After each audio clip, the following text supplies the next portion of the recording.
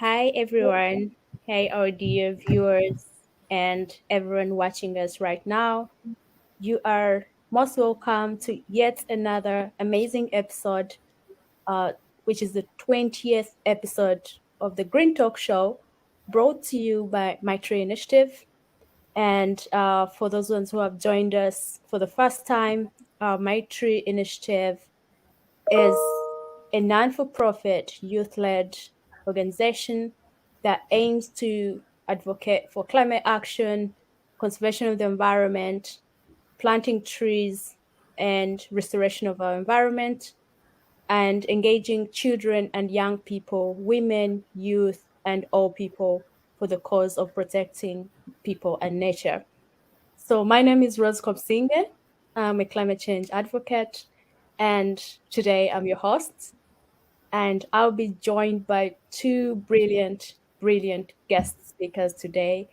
And we'll be sharing more about climate change, about youth, about children, about HIV and AIDS and how they are connected to climate change and climate inaction. I'm sure you must be wondering how are those connected, but you could be thinking through right now as we go into our discussion. So, just to give a little bit of a background, uh, we all know that climate change is real. I think we've reached a point where we don't need to argue if climate change is real or not.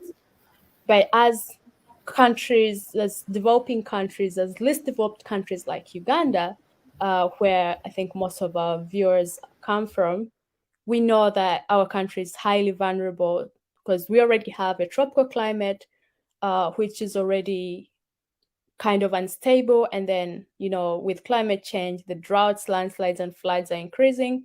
But we also know that the most vulnerable people here are the children and the young people. Do you know why? Are you thinking about the reason why? It's because the children still have a long way into their future. They still need resources and to develop, to grow. They still need good food, highly nutritious food, clean water, and good education, good health systems. But with climate change affecting our economies, and with climate change affecting our food systems, affecting our transport systems, affecting our economy, then the children become the most vulnerable group at the front line of climate change. And so today I'm joined by two guests, as I had already mentioned. And one of the guests is His Excellency Dr. Munir, who is a UNICEF country representative to Uganda, a public policy analyst and an economist, and a top diplomat who has served the UN in at least 12 countries across the globe. Dr. Munir, you're very welcome to today's talk show. And please introduce yourself more, and then I'll move up to the next guest. Thank you so much, Rose. It's a great opportunity, a great pleasure and honor for me to be with you tonight on the Green Talk Show. And I really appreciate this opportunity to have a conversation with you, with my colleague also from another part of the world who is connecting with us tonight, and with all your audience and participants. My name is Munir Safieldin. I'm the UNICEF representative in Uganda, and I have been here in Uganda for about 20 years now, and I'm looking forward for a longer stay, a longer enjoyment of the wonderful climate, and hope it will always continue to be green in Uganda. Thank you. Thank you so much, Dr. Munir, and you're very welcome to Uganda. I'm sure you're enjoying the warmth of not only the climate, but the people, the food, and everything. And the only challenge there is that we are anxious about if this good weather, good environment will continue with the climate crisis coming through. And all of our viewers, if you hear UNICEF, you know all it's about: children rights, children protection, making a better life for young children. Okay, you're very welcome, Dr. Neil. And I'll now move on to our next guest. I don't know if the viewers could guess who that guest is. Do we have anyone guessing there? Anyway, our next guest is His Excellency Eamon Murphy, who is the Regional Director of the UNAIDS Asia and a senior public health practitioner, a top diplomat, mind you, who was honored with an Order of Friendship by His Excellency the President of Vietnam. His Excellency Eamon, you're very welcome. Thank you for saving some time. Just to let our viewers know is that Dr. Eamon is very interested in talking about young people and protecting children against any existential threat, any health threat, and he has sacrificed his sleep and he's online with us. It's in the middle of the night where he is in Bangkok. Eamon, please come and introduce yourself and say hi to the viewers. Firstly, Sawadee Krap, as they say in Thailand. It's a real pleasure to be with you because these issues, climate change, cut across so many parts of our world, and young people are a critical part of the change that needs to be maintained. Rose, you were talking before, one of the key topics is how do these different issues, public health, COVID, which is a recent issue, HIV, how do all these issues intersect? So I'm really interested to hear the conversation and participate tonight, because we need to have activism and change on many fronts if we're going to have the impact for the future of young people that they deserve. And so I'm more than happy to join you today to talk about climate change and the connections. Thanks very much. Yes, thank you so much. And we're all looking forward to today's chats. And I think I'll start by telling our viewers, those ones who are live and those ones who will be joining and those ones who will be watching us later after the live show, is that once again, would need to realize that children are the forefront of climate change. But also when it comes to children, for example, in countries like Uganda, they really don't know that climate change is happening because they're innocent, what they think about is having some food, Christmas is coming, having some good clothes. But then there are children that are now a bit old that actually understand and actually see that the droughts are happening, and not only see, they have already faced the impacts. They have seen, some of them have lost their loved ones with, for example, the Bududa landslides or the Kasese floods in Uganda. And some of them have, if you remember, in most of the rural setup, when droughts, for example, happen, it's mostly the girls that have to stay home to help their mothers and digging more and farming more. And so those children, even though some of them don't understand that climate change is happening and is affecting them, some of them actually know. And that is why we see groups like Friday for Future striking for a better climate. And there's a lot of climate anxiety with the children coming to understand that climate change is happening and their future is at risk. That brings a lot of climate anxiety and uncertainty. So, and that is why I would go straight to Dr. Munir. I know UNICEF is doing a lot of work, on climate, on children rights. And if you go back a little bit to Uganda, with the COVID coming through, the pandemic coming through, there's been an increase in child marriages. There's been an increase in child pregnancy. But then we also have climate change happening. So I think my first question to you, would just be great to understand in your work and your perspective, how do you think climate change is related to children's rights and public health at large? Dr. Munir, you're on mute. Thank you very much, Rose. I think we need to get used to being able to speak and assume the other party is listening and hearing us. Now, with this technology, you can be talking while you are muted and you are assuming the other people are hearing you. But this is an excellent question. Thank you very much for this question.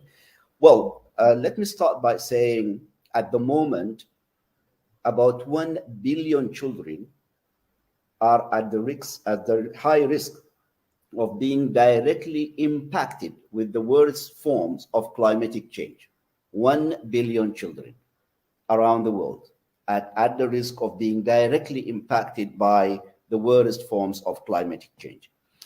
And when we talk about climatic change from UNICEF point of view, we say climatic change crisis is a children crisis. And let me answer by your question by explaining why. The climate change crisis is about the future of Mother Earth, the planet on which we live. It's about for how long it will be able to sustain us as creatures living on its back. And the climate change is reducing actually the ability of the planet Earth to sustain human living in an easy, healthy way for a longer period, because every day what we do as human beings is adding to the climate change crisis. Now, the planet Earth is what we as an old generation are supposed to leave behind us as a safe inhabitant for our children. But are we leaving them with a planet Earth that is safe for them to live in, that does not expose their health, well-being, and mental well-being to unnecessary risks? The answer at the moment is no.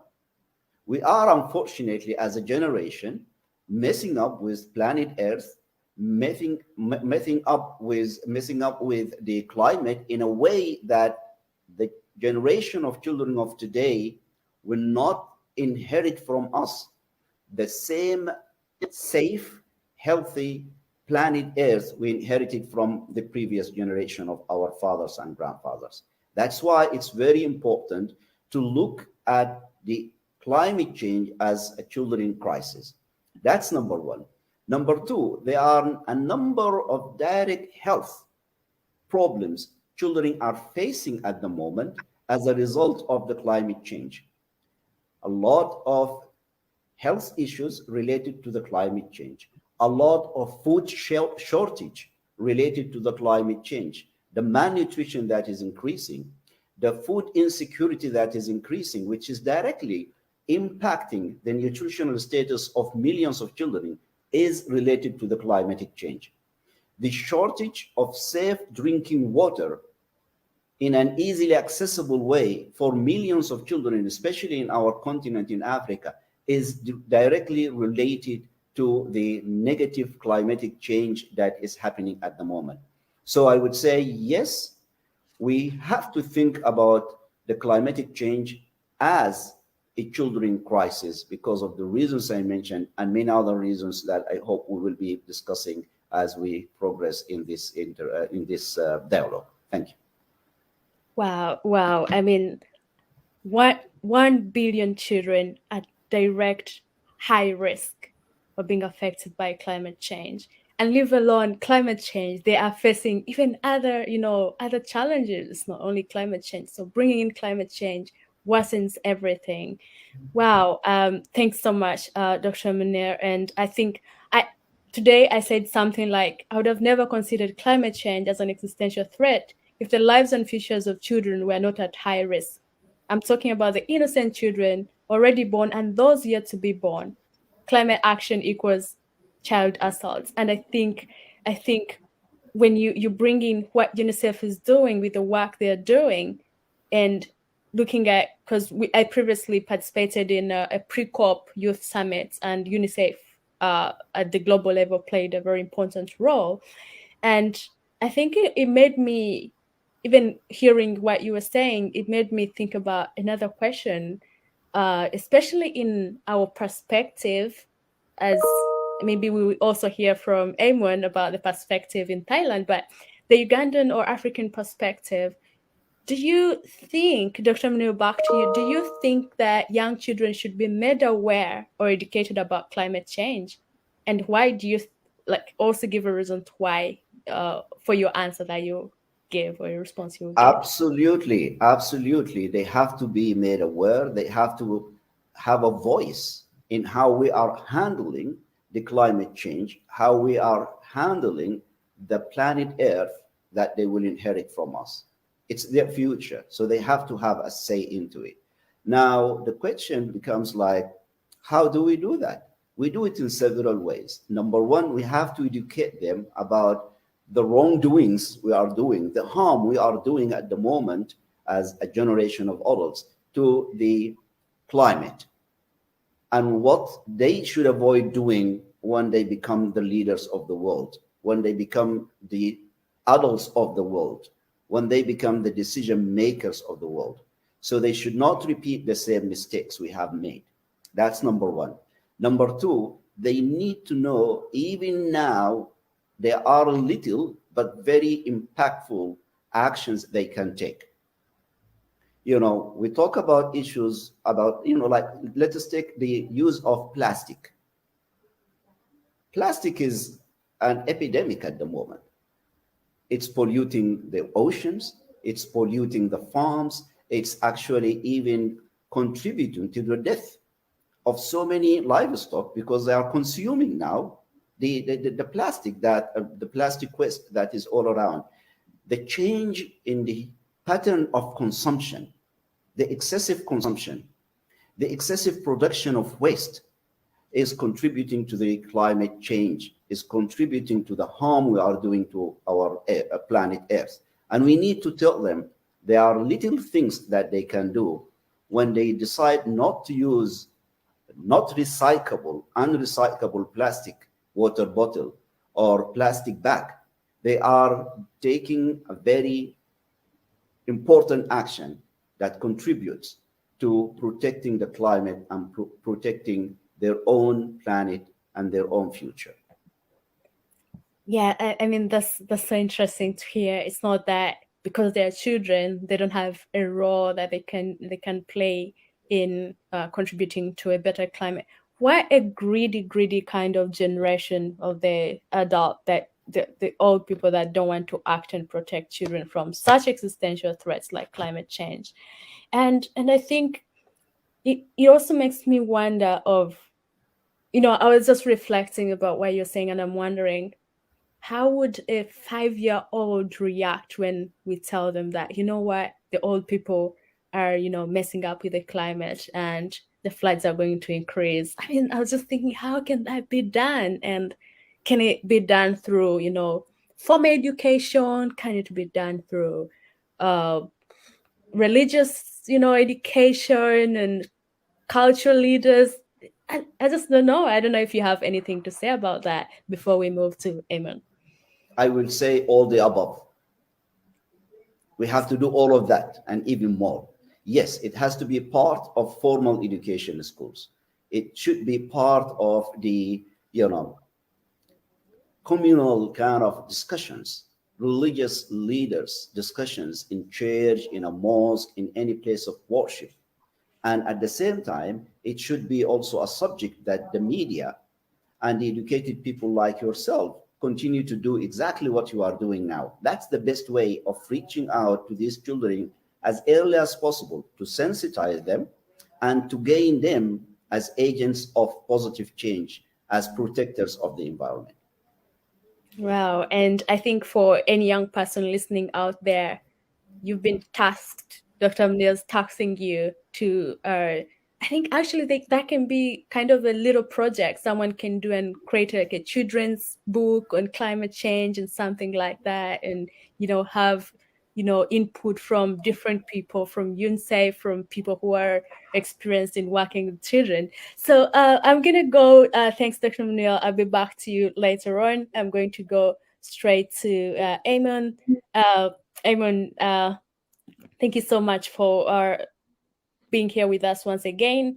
And Eamon, you are working with UNAIDS, and I think recently on the 1st of December, it was World AIDS Day. And when we're talking about AIDS, so HIV, for example, those are so close to me and other people, especially in Uganda, because of the HIV prevalence and a lot of trouble and trauma that HIV has brought into our lives, that have taken our beloved ones. And now we see climate change is coming. Before we solve one health issue or one public issue or one economic issue at a time, others are coming. The pandemic is here. And I mean, I was just wondering, first of all, how do you think, because we now have the Sustainable Development Goals, the Agenda 2030, we have all these things coming, like, net zero by 2050. So I would like to understand what needs to be done to achieve the end of AIDS by 2030 as part of sustainable development, especially for the countries that are still in the developing level, developing states. Thanks very much, Rose. And I think I need to build on what Dr. Munir was saying as well, because none of these issues are separate. They're all interconnected. When we look at climate change, we see the impact on public health. So if I take a step back before we talk about HIV, the Sustainable Development Goals are meant to bring all these parts together. And that's critical because too often in our own lives, in the way governments operate, we segment, we separate things, and we don't get those connections between them.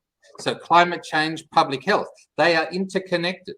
The impact of climate change will often mean people from drought-affected areas will move to cities. Increasing urbanization brings together a whole range of things with pollution and other issues, has an impact on people's health. But underlying this is the whole issue of inequalities. And inequalities is what is the connector. So people in rural areas who don't have access to quality healthcare, to water, sanitation, to the education that's needed to understand how they rehabilitate the farmlands. How do they maintain their natural environment to give the most benefits to them, their families? How does the issue of plastics play into that? Fertilizers, there are all these different connections. The challenges for us are that often the colliding impacts of these issues can knock others. So we're working hard. Uganda, many parts of the world have been impacted by HIV and AIDS. Forgive me, I'm Australian. We talk a little fast, so I have to slow down sometimes. But I also grew up in a rural area in Australia that was drought affected. So we learned firsthand the impact of what our parents, grandparents, and those before us had done in clearing land for farming, right? And the impact on our lives and then on our children's lives. So, but with HIV, one of the real significant issues is that 27% of new infections today are amongst the young people. So whilst we have an old epidemic now, 40 years on, we have new waves of impact on young people. Less than about 50% of children living with HIV are able to access treatment. That's a real shock because it should be easier to get them there. So why aren't they connecting to treatment? Why are so many young people still being infected with HIV? A lot of it's about inequalities, access to information, the empowerment of young people to take control and be part of the decision making. You talked about a whole range of intergovernmental processes. So I don't want to start to talk to UN, but we have international agreements, which is what's meant to bring each of the countries together to work on collective action. And today I've been in our global board meeting where countries from across the world are talking with the communities, including young people, about what are the changes needed in HIV. That's what we need in climate change. We've heard some of the great activists on climate change are young people themselves, challenging the older people with grey in their beards about what we're not doing and what needs to change, what governments need to change. It's the same for HIV. Inequalities, access to services, access to education, access to basic needs, access to the rights to be who you are. So, and to be respected for who you are what's driving HIV. We've got the colliding impact of COVID. We see the same challenges with COVID. Where are the treatments, the vaccinations for COVID occurring? In the rich countries. Inequalities again, the greater impact on countries in need, like in Africa, parts of Asia and across the world, those who are able to access and those who aren't. Again, inequalities. So these are issues we've fought against in HIV. The lessons are there for climate change, for other issues, how to respond to COVID, community action, leadership by the people most at risk themselves. And we see that in climate change. The most successful responses are bringing a whole range of partners together, not leaving it to one set to do it. So Dr. Minu, with UNICEF as one of our key partners, UNAIDS doesn't do this work on our own. We have to bring partners, church, community, governments, everyone together. But most important are the people themselves. And in the case we're talking, young people, designing programs, implementing programs, identifying what are the obstacles in your community for HIV programs or climate change, whatever the issue is. We have to get to the underlying inequalities and address these. So, Wow. And right. I think that's very great, Eamon. And I think that brings me to some question that I just thought about wondering isn't climate change going to be one of those blocks whereby, politicians are hiding and failing to address the root causes of, inequalities and injustices? Because it's not only, if you look at HIV alone, it's been here for so long, right? And when you compare it with COVID, there's been more effort to fight COVID.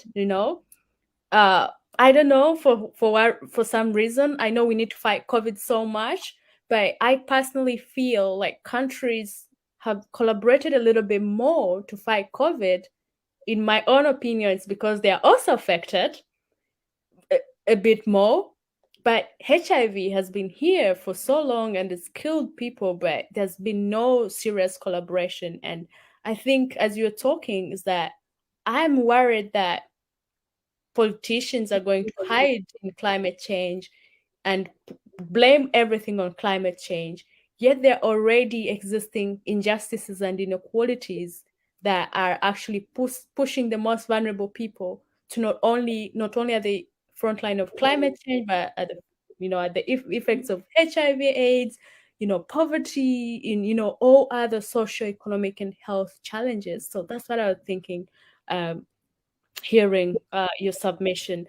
So, and I think just to follow up from your response, I was just wondering, what is it that, like, how do you see HIV/AIDS itself in connection to COVID and in connection to the environmental damage and the climate change? How you already talked a bit about the interconnectedness, but I'm still wondering in terms of like the young people perspective and children's perspective, where is it and what actions can be taken to actually address these challenges, these big elephants that we have that are, how can the actions be taken in a way that puts young children and young people at the heart of every action, but also in decision making? How can that be done? And what is UNAIDS doing in that area? Well, Rose, you like to ask big questions. We could be here for many hours and engaging on different aspects. So let me pick a couple of those out, because there's, with COVID, HIV, climate change, let's put the three of them together. We refer to COVID and HIV like colliding epidemics. We have the novelty, the newness of COVID, the fear that we don't understand it, and it impact is on everybody. That's how HIV was in the beginning. One, it was fear, and everyone could be impacted in parts of the world. All parts of society were at risk of HIV. It was unknown. So the response was much stronger than we're seeing it today. And the issue for COVID, some of the same challenges that we had to deal with in HIV are there for COVID. Vaccine access, for instance, the early treatments for HIV were available to the rich in the wealthier countries and the rich in the poorer countries. So again, this inequalities issue. Who couldn't access them? We're seeing the same thing played out the same for COVID. I'm not sure we're seeing the cooperation between countries we do need, and we didn't have it before in HIV. So it's another lesson that the global community needs to sit back and reflect. This is not the first pandemic, COVID. We've dealt with HIV, and that changed the whole response to public health issues. Tuberculosis, we're not doing nearly as well as we should be. And that's been here a lot longer than HIV. Malaria, another one. And malaria and climate change. There's a whole range of connections between our public health aspects, which again is why I talk about, you use the word interconnectedness. It's a much better word than intersectionality, because what does that mean, right? But it's how do these things connect? We have, and so like with the vaccine access, there's a, UNAIDS is doing a lot of advocacy around this, and the head of UNAIDS, Winnie Byanyima, is from Uganda herself, and so she knows firsthand the challenges for people from Africa, and we're seeing it again. So the advocacy about rich countries not hoarding vaccines, getting it to where people are, and recognizing, as we saw recently with Omicron, recognizing the science and the expertise in Africa and the fact that the reporting of what changes were happening, not punishing countries for this, travel restrictions which impact on people, even yourself, Rose, possibly. How do we learn the lessons from HIV and apply it in other areas? But as I said, the inequalities is where we need to come together, because we have a global political declaration. That's important because it's commitment of every country that signs up to it on what to respond to for HIV. Some of the same issues affect a whole range of issues. One of the areas is young people, and recognizing the importance of having young people as leaders in the response. Our new global AIDS strategy, just released this year, takes that to the next step as well, and has result areas that governments must report against for young people. The role of young people in the response, the services they need in the right way. Today, young people live on this, if I get it in the right position for this camera, right? Yeah. I have young people in my house. I have a teenager, I have a 7-year-old who knows how to use his phone better than I do. That's where they live today. But a lot of our old programs rely on people coming into a clinic, right? So we're missing something for young people's lives. We need dynamic change to reach young people where they are. Who knows best how to talk to young people? Other young people. UNICEF does the same. So I'm not talking out of line here.